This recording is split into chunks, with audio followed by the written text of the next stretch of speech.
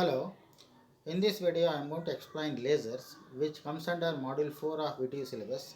Here I am going to explain interaction of radiation with matter, condition for laser action and requisites of laser system.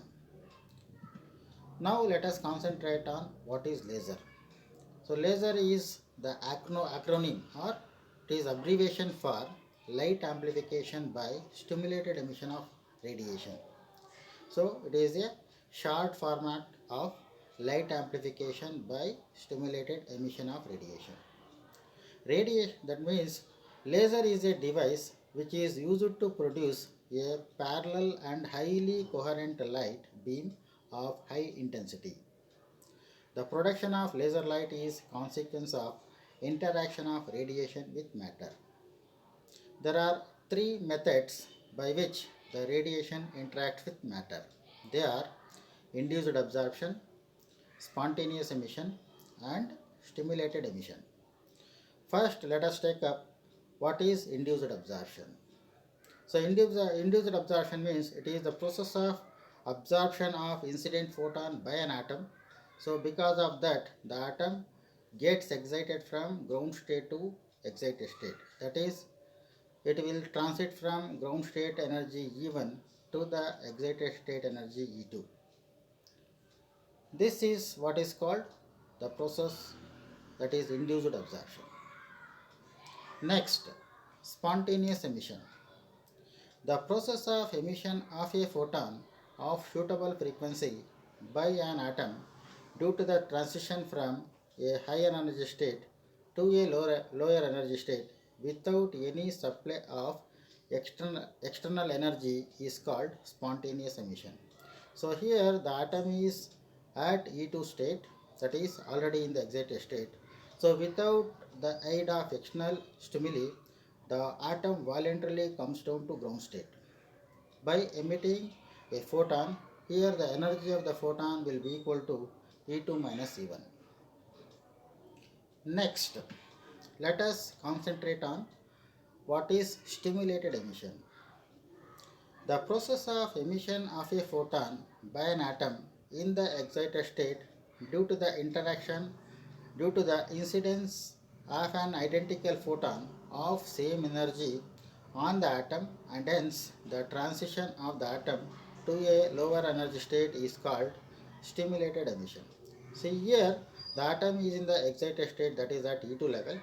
So on looking at an approaching photon of energy E2 minus E1, that is equal to delta E, the atom comes down to ground state by emitting another photon. Here the two atoms are coming out of the atomic system. These two atoms are considered as coherent photons.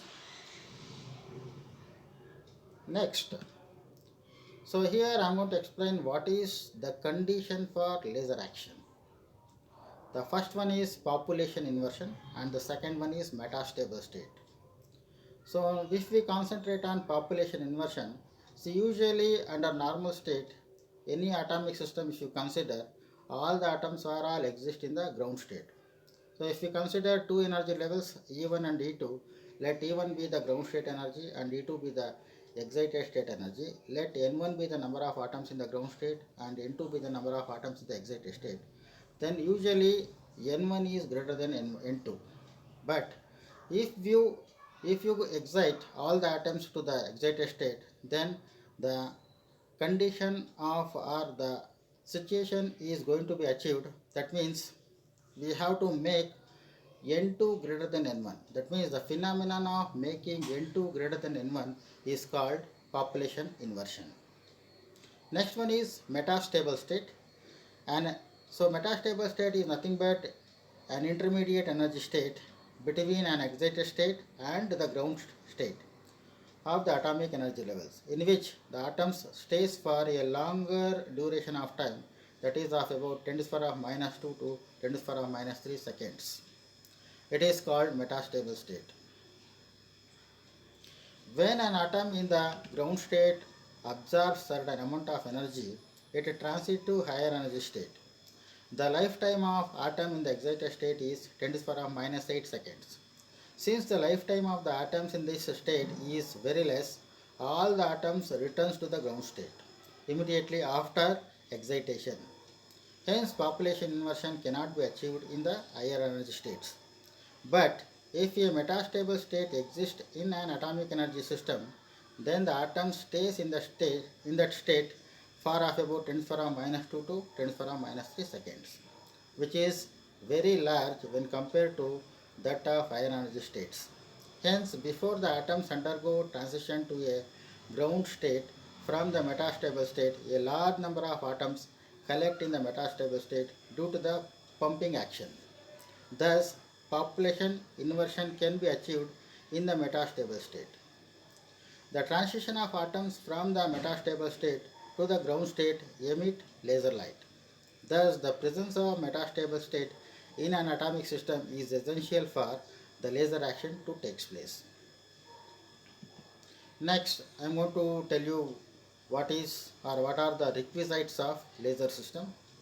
So, here we need three items, that is active medium, energy pumping, and optical resonant cavity. So, what is active medium? A material medium in which the population inversion and hence the lasing action can be achieved is called active medium.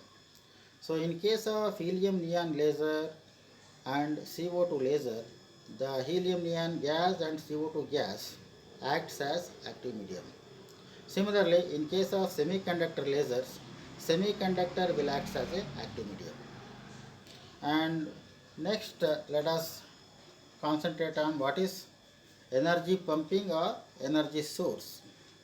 The process of exciting atoms from a lower energy state to a higher energy state by supplying energy from an external source is called pumping.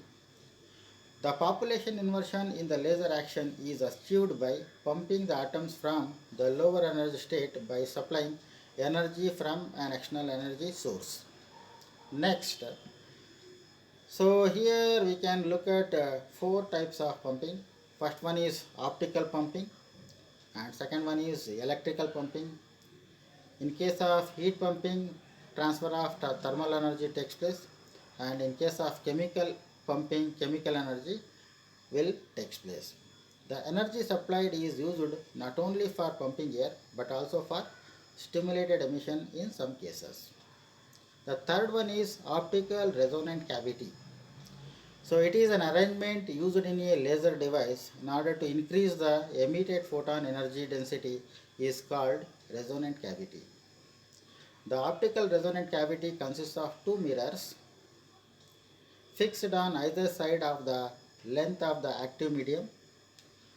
One of the mirror is completely silvered and contributes only to the reflection of the emitted photons, while the other is partially silvered and it acts as both as reflector and exit for the laser beam. So these were all the three conditions for laser actions. So in the next slide I am going to explain what are Einstein coefficients, and also I am going to explain the construction and working of CO2 laser. Thank you.